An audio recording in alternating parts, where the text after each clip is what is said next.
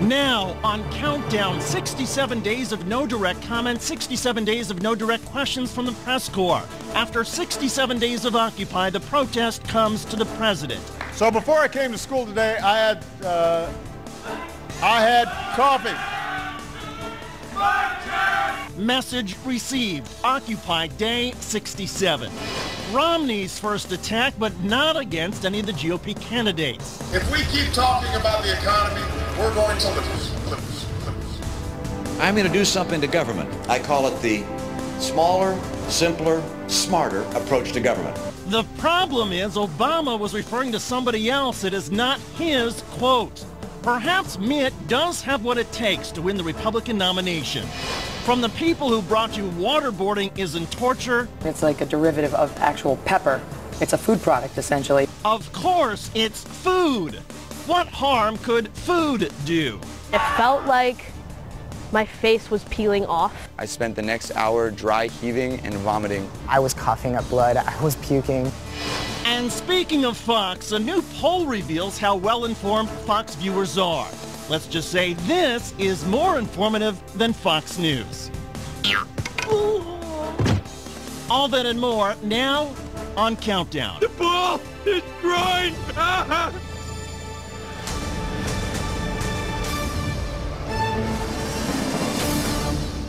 Good evening from New York. This is Tuesday, November the 22nd, 350 days until the 2012 presidential election. I'm David Shuster, sitting in tonight for Keith Olbermann.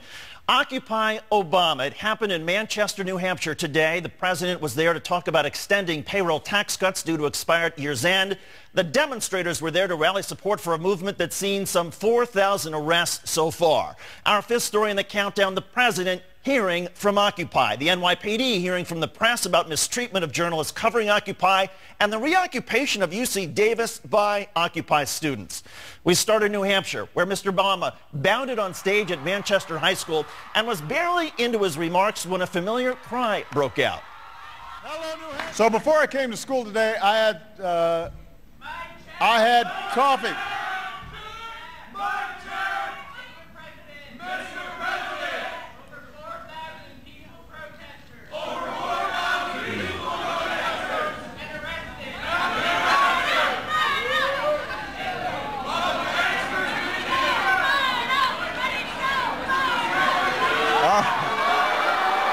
No, that's okay. After quieting his supporters, most of them high school students, Mr. Obama went back to his remarks, including several aimed directly at Occupy. In the Occupy movement, there is a profound sense of frustration. There's a profound sense of frustration about the fact that the essence of the American dream, which is if you work hard, if you stick to it, that you can make it, feels like that's slipping away.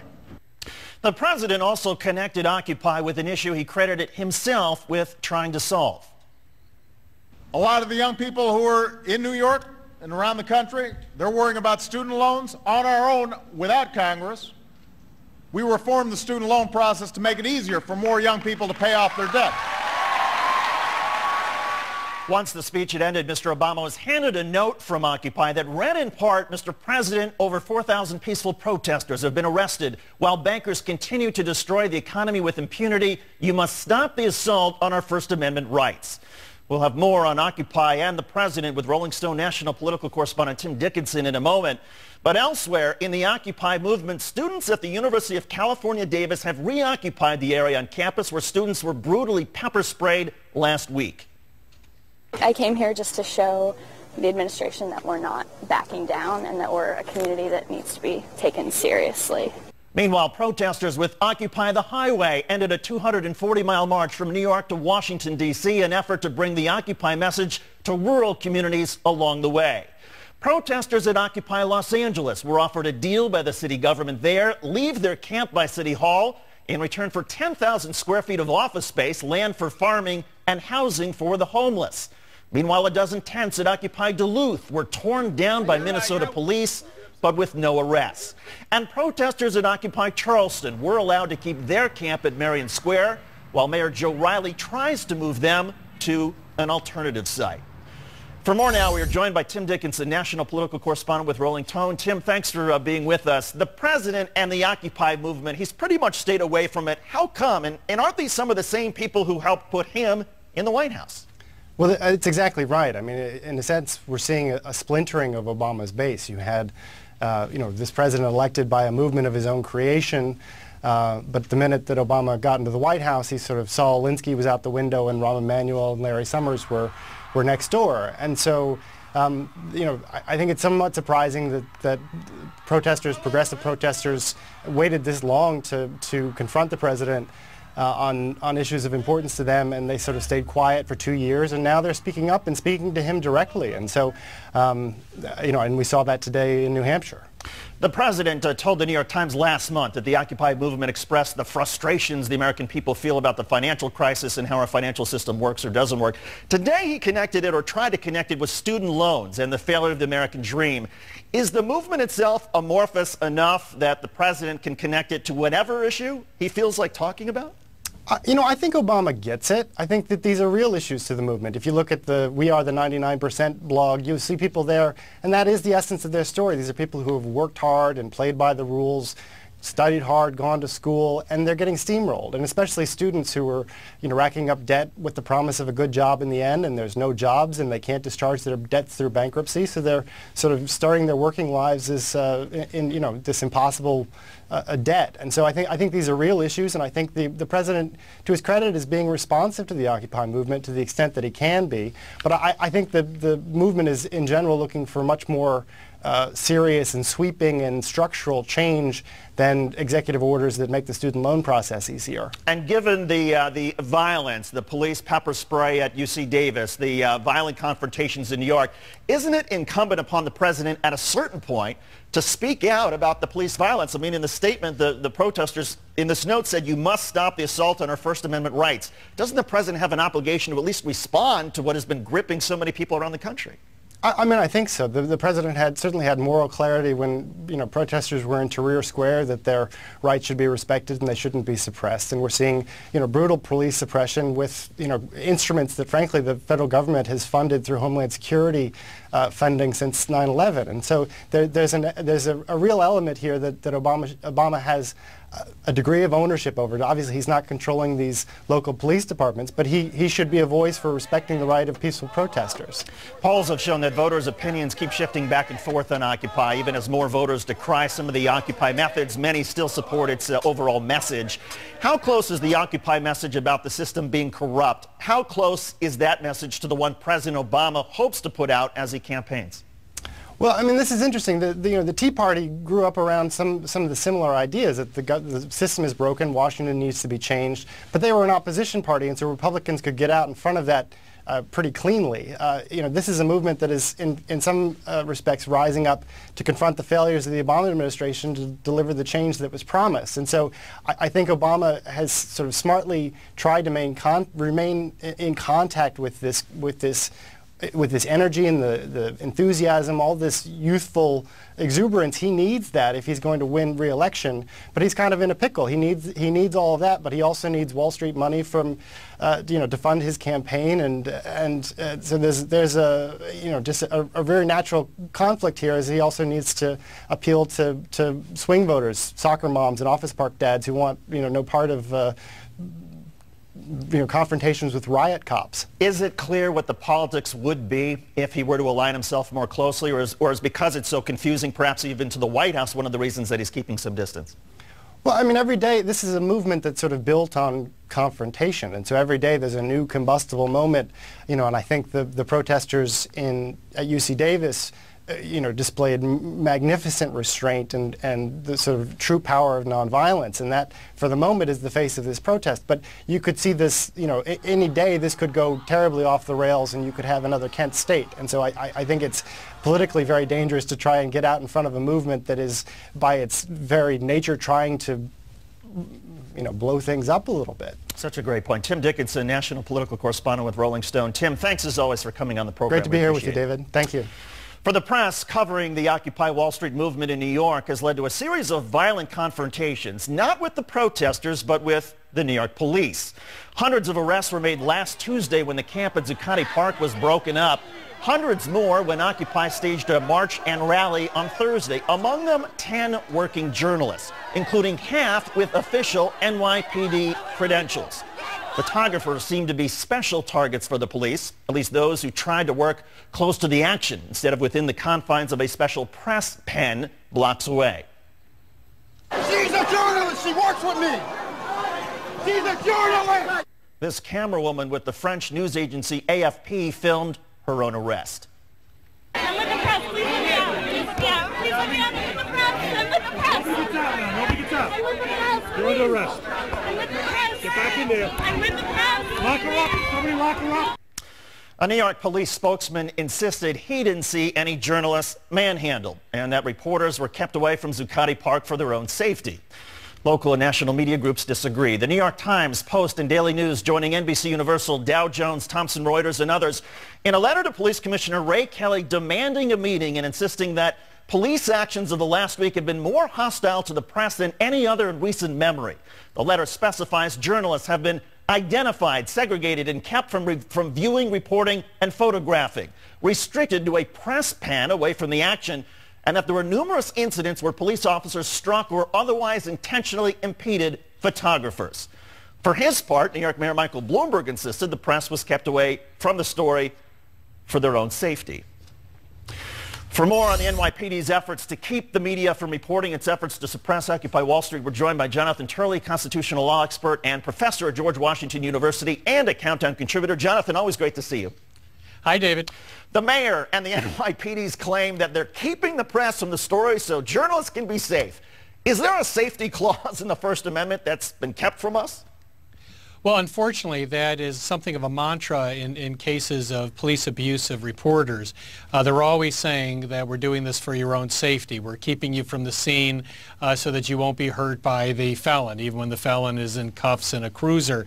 This is something that reporters deal with all the time. Many of us have represented reporters, and we're constantly rebutting those arguments and saying you're clearly trying to keep our clients and journalists from these news-making scenes and also from seeing things that may be embarrassing. I'm lead counsel in the current World Bank case, which is now almost 10 years old, of a mass arrest in Washington, D.C., including journalists, including credentialed journalists. It was the same exact scene that you're seeing in New York. And officers, again, said that they never really saw any credentials. But the fact is that journalists were being kept out of what has been shown to be an unconstitutional mass arrest of people without probable cause. So we see this happen with great regularity. And, the problem is that, we're not getting any responsible public officials who are coming forward and saying this is wrong. And instead, we're having some Orwellian language coming out of people like Mayor Bloomberg saying that, the protesters were denying people free speech. And you really just sort of take a double take and go, really, how? How do the courts, or how have they usually dealt with these sort of arguments, whether it's, oh, we're protecting reporters for their own safety, or these, bizarre claims that somehow reporters were trespassing in Zuccotti Park the other night and were therefore arrested? Well, the problem is that these types of abuses generally go without any penalty whatsoever. What happens is they prevent the reporters from being present, of seeing what people allege to be abuses, and then they release the reporters. And so there's not much of an ability to bring a lawsuit because there's no criminal charges, and many police officials know that. So they can really get away with this. The only weapon that the media has, and has always had since the beginning of this republic, is to let citizens know, to let the public know that this is happening. For the vast majority of American citizens, their eyes and their ears remain the journalists who are the boots on the ground, who are trying to get close to the action so they can see what the government is doing. Speaking of action, we just saw the video of some demonstrators essentially pulling apart a barricade. I'm so intrigued by this effort in New York City to actually put the press in some sort of pen where they can't actually see what's taking place. Is that a new tactic, and have city governments been able to get away with that before? That is a very common tactic, to create press areas that just happen to be removed from areas that could be embarrassing or areas where they could film abuse. And it is something that the press always works against. But this is very, very common for the police to try to pen in the media. What's happening in New York is far more aggressive than we've seen in many years. It was a clear and well-planned effort by the police to pen in the media and prevent them from seeing things that the police did not want them to see, which is to clear out hundreds of people, conducting massive arrests, and the types of problems that produces. I've been going down to Occupy D.C. every couple of days. It doesn't look like the police are going to clear out that camp, but if they tried to do it, for myself and other journalists, what's the guidelines now, or what's the legal advice you would give us for those of us who want to cover a story and simply report out what's happening? Keep your credentials open and obvious. Make sure you repeatedly state that you are a credentialed journalist. Ask to talk to a supervisor. That is, you're going to have beat cops who say, you got to go into that area. Demand to talk to their supervisors. Get those names. Make it clear that you're recording their names. You've got to be very aggressive. Most journalists are well-trained and well-suited to play that role. But you can't accept this effort to be cordoned off so that they can regulate what you see and what you film. The point about trespass is important. That is, it is often the case that journalists are told, you're trespassing and I can arrest you. Well, if the scene is a protest and a demonstration and people are all trespassing, the selective removal of journalists is a violation of policies and rules governing the media. You should not be restrained.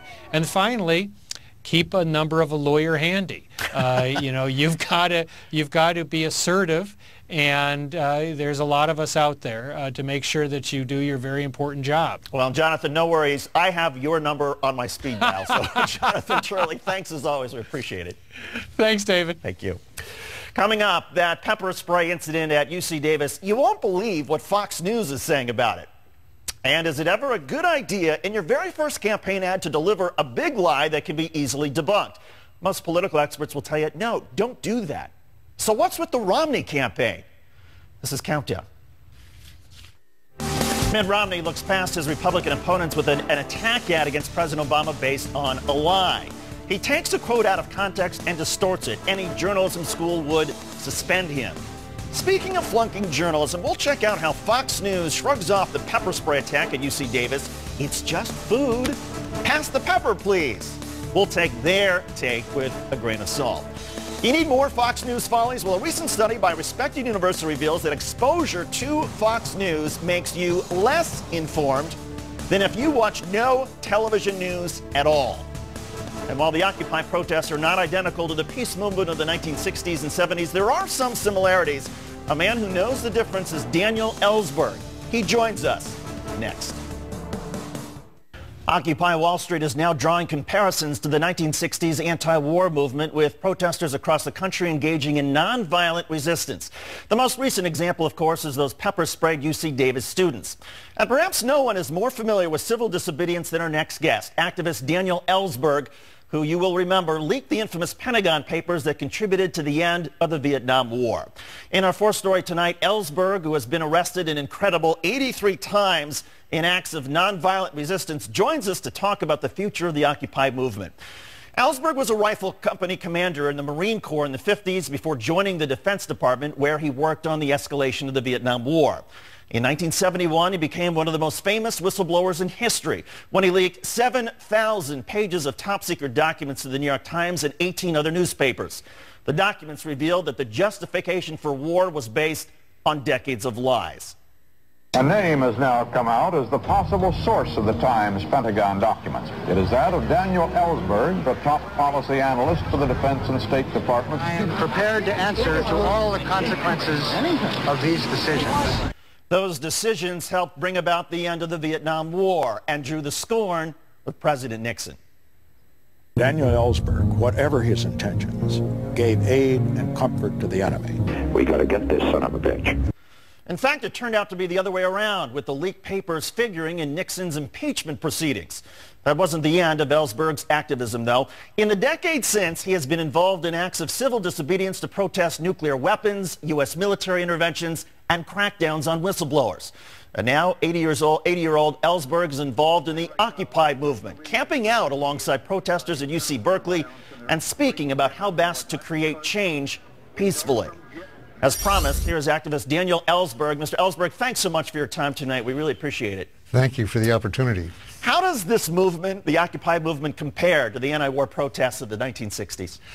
Well, in some ways, it's a throwback for me. What I was seeing on the steps of Sproul Plaza, or what's now called the Mario Savio steps, is a reborn youth movement. The movement against the war then, and even before the draft was a major issue, was a youth movement. The civil rights movement was very largely a youth movement. Free speech movement at Berkeley. We haven't seen that much of it for a long time. Nobody's been quite clear why. And I was just very euphoric to see this happening now.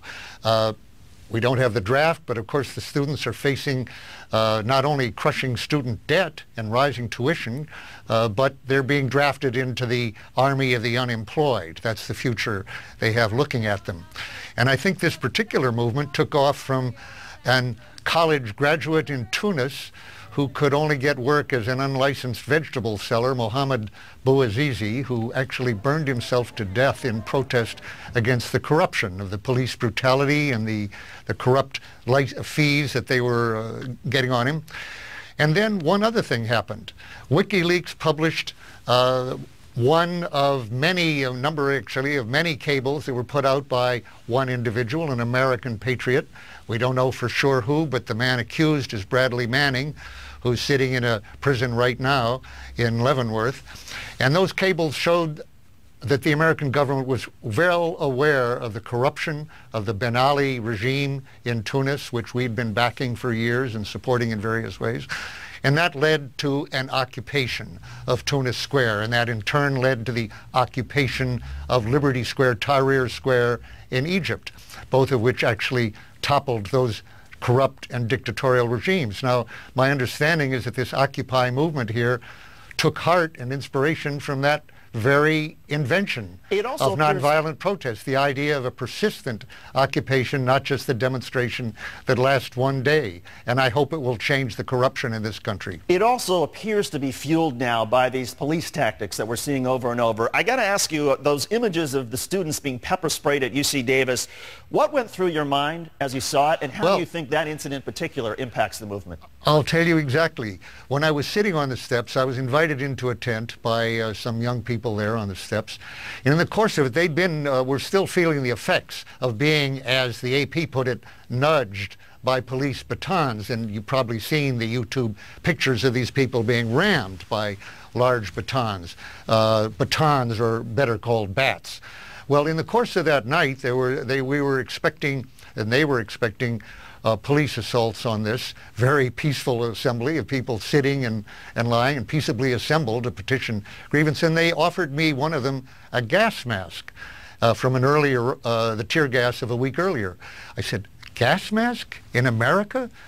Peaceable assembly here, having to worry about tear gas? Now, I have been arrested a few times, but never actually tear gas or gas, no chemical war in the course of that. The last time I ate a lot of tear gas or breathed a lot was 40 years ago in Washington, D.C., and on that occasion I was maced in the eyes and very impressed, but it wasn't pepper gas. That afternoon, 13,000 people were arrested in D.C. Well, this to me is, if there were pictures like that in Abu Ghraib, they would look right at home. This is torture. And it's police torture. The idea, they were spraying these students, as you saw in UC Davis, as though they were spraying bugs among weeds or spraying weeds. And people should be held accountable. One of the things that is coming out of these occupations, I think, is 4,000 people peaceably submitting to arrest nonviolently in civil disobedience, in very dramatic contrast to the zero prosecutions of the people who fraudulently brought this country to its knees in the subprime mortgage scandal. Not one person, to my knowledge, has been prosecuted for that at this point. The contrast is very startling. Corruption in Tunisia, I hadn't heard the word corruption here, though I did hear it earlier on your program, and I was very struck by it.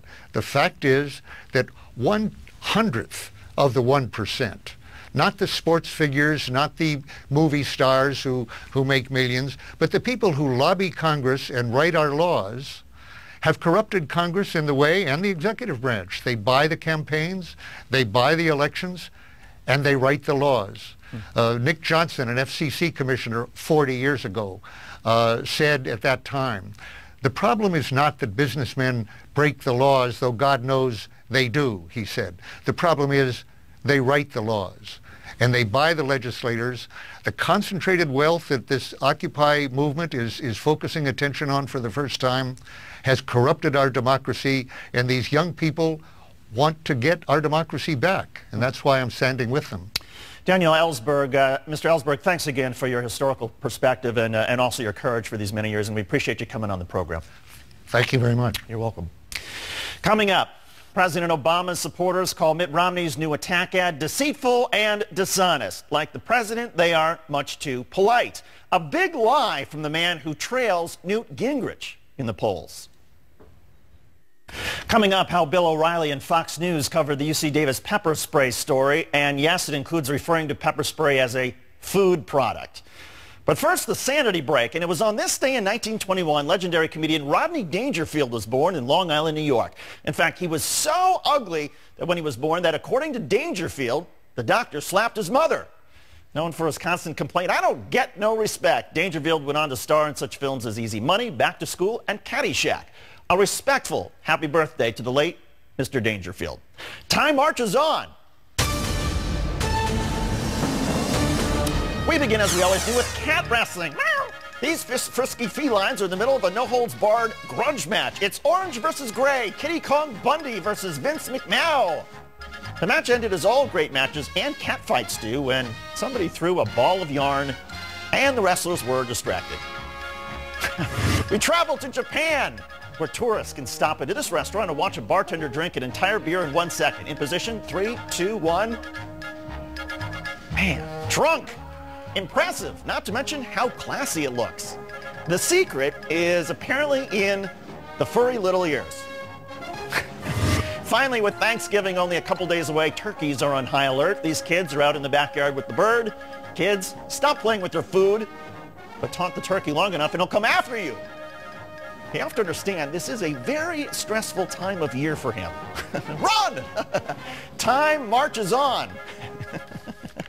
Just ahead, Mitt Romney has apparently decided to dispense with any credibility in his campaign ads right from the start.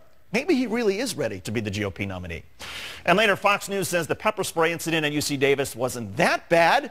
And wait until you hear the legal analysis from Megyn Kelly. And she claims to be a lawyer. This is Countdown on Current. Countdown comes to you live each weeknight at 8 p.m. Eastern. The program is replayed at 11 p.m., 2 a.m., 7 a.m., noon, and 3 p.m. Oh, what a tangled web we weave when first we practice to deceive. Advice perhaps best directed today at the Romney campaign. In our third story in the Countdown, Mitt Romney is using his first campaign ad of the season to attack President Obama and to deceive voters. While the president was visiting New Hampshire today to promote his job creation plan, Romney launched a $134,000 ad buy, blaming the president for the nation's economic woes.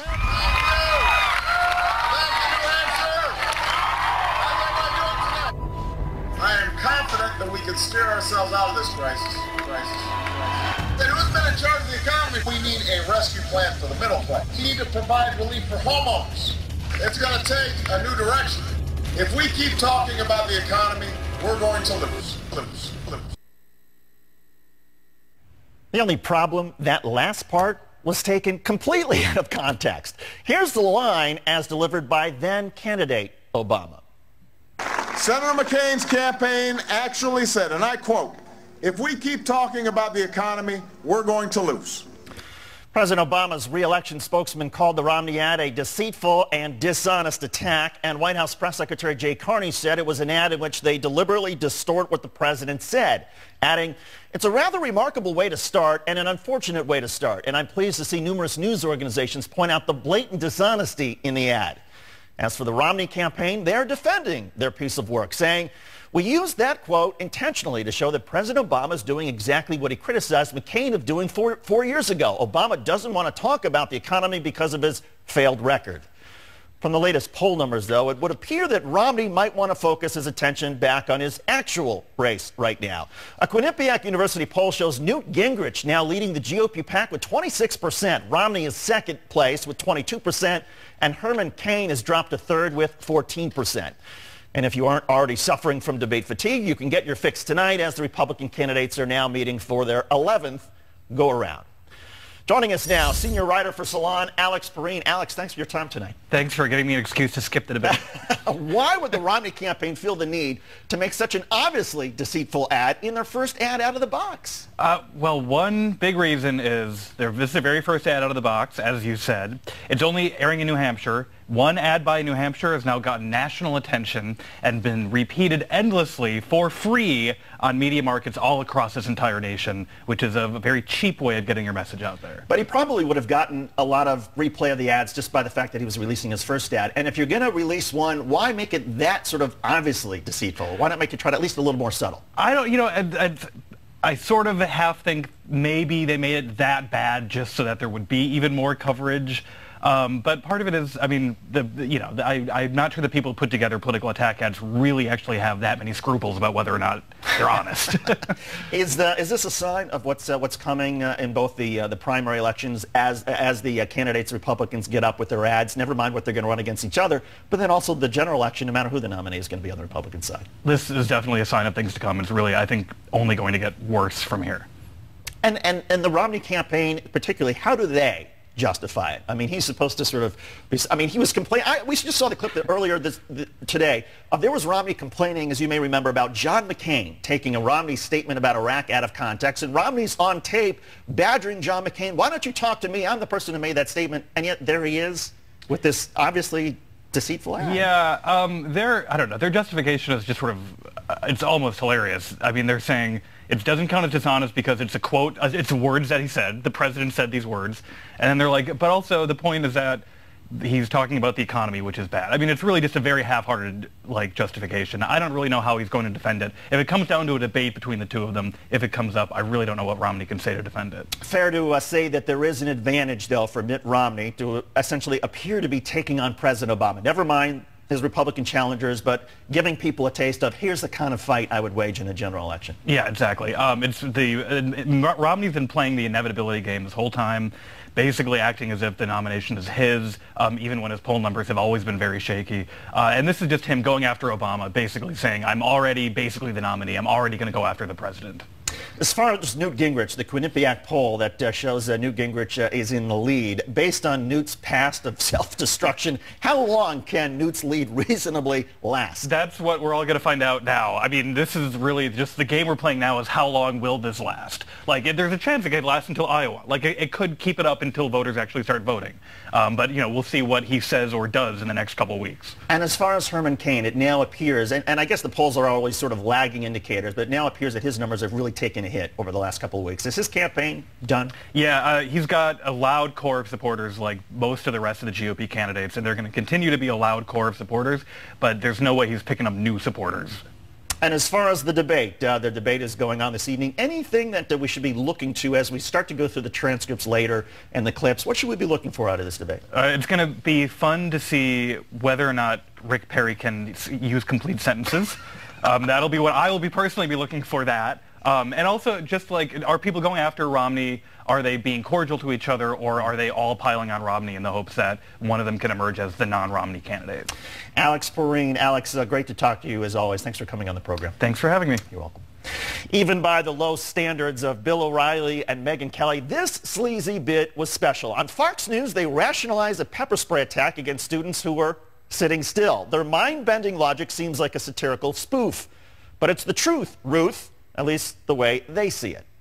This is Countdown on Current. Do you suffer with back pain? We all know about unfair and unbalanced, but a respected new poll shows that watching Fox News Channel also makes you unaware. Really? Unbelievable. And Stephen Colbert recently said that Megyn Kelly of Fox News has the sort of face that Alfred Hitchcock would use for a femme fatale. But even if the master of suspense attacked Kelly with angry birds, he would never blast her with pepper spray. Would he? Only on Current TV. We are all familiar now with that iconic pepper spray incident at UC Davis. This is how it was handled last night by the O'Reilly Factor on Fox News.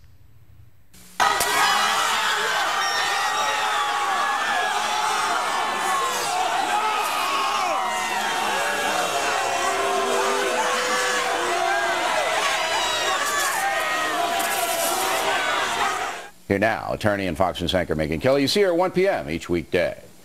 First of all, pepper spray. That just burns your eyes, right? Right. I mean, it's like a derivative of actual pepper. It's a food product, essentially. But a lot of experts are looking at that and saying, is that the real deal? Has it been diluted because... Yeah, they should have more of a reaction than that. In other words, because the spray didn't kill the protesters or knock them out immediately, the police showed restraint. Megyn Kelly quickly tried to save viewers from herself with this. That's really beside the point. I mean, it was something that was obviously abrasive and intrusive. And they wanted them... Several went to the hospital. Right. They just wanted them to get out of there, stop blocking what they were blocking. Yes. You wanted to scatter them. This was on the chancellor's orders. The chancellor ordered the police to go in and force these students to disperse. Ah, yes. Fox News talking point number 2. It's not the police's fault. It is somebody else's fault. The chancellor. You know that mantra about conservatives about personal responsibility? In this instance, forget about it. Now, what about the legal issues, Lawyer Kelly? Listen, I know the tape looks bad. I agree it looks bad. All I'm saying is that from a legal standpoint, I don't know that the cops did anything wrong. We're going to have to learn more about the facts. I don't know that the cops did anything wrong. You don't know, Megyn, because you apparently didn't bother to review the facts, look up any case law, or call somebody who has. Legal claims in this case will involve the 1989 Supreme Court decision in Graham versus Connor. The court held that allegations of excessive force by police should be analyzed under the Fourth Amendment's objective reasonableness standard. And based on that standard, the Graham ruling requires an officer to give, quote, careful attention to the facts and circumstances of each particular case, including the severity of the suspect's crimes, the immediacy of the threat posed by the suspect to the safety of the officers or others, whether the suspect is actively resisting arrest or attempting to evade arrest by flight. Police Chief Spicuzza, who has been placed on leave, claims her officers used pepper spray because police were surrounded by students, quote, cutting the officers off from their support and allowing, quote, no way out of that circle. No way out? Watch the videos. Police didn't spray the people who surrounded them, only the students and faculty sitting quietly on the ground. And the university reported no violence or fears of violence. Now, as for the key issues raised by the Supreme Court case law, how severe was the crime? The students were sitting peacefully on their campus quad, blocking nobody. That is not severe. How immediate was the threat? The students posed no threat, immediate or otherwise. Were the students resisting arrest and a flight risk? Again, the students were already subdued and sitting down. One more point. California's own case law history is filled with liability rulings against police for actions far less severe than what the cops did at UC Davis. In other words, lawyers who do their homework will tell you the police actions were wrong and will likely result in the university and the cops having to pay the protesters huge awards in civil lawsuits. Of course, you'll never hear any of that on Fox News because Megyn Kelly gets her Neanderthal talking points from Roger Ailes. I don't know the cops did anything wrong. Come on, Megyn, that is lazy and pathetic. And by the way, if you and Bill O'Reilly think the pepper spray was somehow diluted or essentially a food product, on your next show, please invite the UC Davis officers to join you in studio and spray it in your face. Take a good whiff and let's see how it goes down with you. Or how about mustard gas? That's also essentially a food product, right? You, Bill, mustard gas, and pepper spray. Now that would actually educate your viewers. On a recent trip down to Occupy Wall Street, a Fox News reporter was drowned out by chants of Fox News lies. Incredulous, the anchor in the studio responded, I have no idea what they're talking about. In our number one story, listen up, Fox News anchor. According to a recent poll, Fox News viewers are less informed than people who watch no news. In a poll conducted by Farley Dickinson University, respondents were asked where, if anywhere, they got their news. They were then asked a few simple questions about current events. When asked if opposition groups had been successful in bringing down Egypt's Hosni Mubarak, only 49% of Fox News viewers were able to answer yes correctly, the lowest of all the groups. 24% of Fox Newsers incorrectly said no, and 27% responded don't know, both the highest out of all news groups. The question then went on to Syria and the uprising there. 20% of Fox viewers thought the Assad regime had been brought down. Again, the highest percent incorrect. They were once again the lowest in answering correctly at 45%. All in all, Fox News viewers were 18% less likely to answer correctly about Egypt and 6% less likely to answer correctly about Syria. Dan Casino, an analyst for the poll, summed it up. The results show us that there is something about watching Fox News that leads people to do worse on these questions than those who don't watch any news at all. Let's bring in comedian, actor, and hopefully not a Fox News viewer, Christian Finnegan. Christian, great to meet you in person, and thanks for coming on. Thank you. No, I only watch Fox News when I want to make sure I can still feel. It's like secret cutting. Starting with the obvious, what is it about people watching Fox News that leaves them less informed? Well, you're making a weird assumption that Fox News, that their goal is to inform you. No, no, no. Fox, basically, what they do is they provide light intellectual cover for the gut prejudices you already have. It's like a vibrating massage chair for your id. Vibrating. Should we be surprised by these findings? I mean, isn't it like, I don't know, discovering a lot of boxers have brain damage? Well, I don't know. It's kind of like a chicken and an egg thing. It's like, is it that Fox makes you dumb, or is it just that dumb people flock to Fox like moths to a cartoon drawing of a flame? What I'd like to see is like a time-elapse thing where you took somebody who'd never watched Fox before and then just like 10 years of watching Fox and just watching them devolve and see how long it took them to start playing with their feces.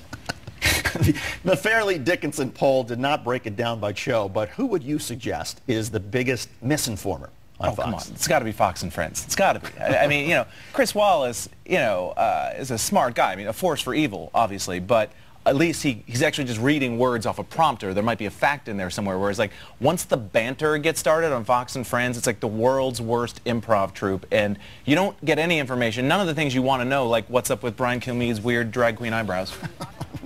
How else should Fox News sort of see these results? I mean, as proof that they are failing or that they're succeeding by deliberately misleading people? Well, I mean, these are not really questions that are in the sort of Fox viewer wheelhouse. I mean, Egypt, Syria, who cares about that? They should ask questions that Fox viewers would know, like, is Obama Satan or simply a minion for Satan? How long is the McRib available? Name 5 brands of motorized scooter. They'd ace that test. This is not the first poll that has suggested this. Listening to NPR, a constant source of Fox News attacks, well, NPR did very well, just as NPR did in a similar poll several years ago. Is that why Fox News goes after NPR so much, sort of like high school, the dumb, popular kid picking on the smart, nerdy kid? Yeah, I mean, they can't actually reach their underwear to give them the wedgie, so they have to sort of do it on the air. I mean, this is always, and they're always going to win, by the way. I mean, there's, in a debate between a smart person and a stupid person, stupid will always win, because you can't argue against somebody going, That's basically what Fox is, 24 hours a day of that kid in school when you would say something and he would go, You know, you can't, they're going to win every time.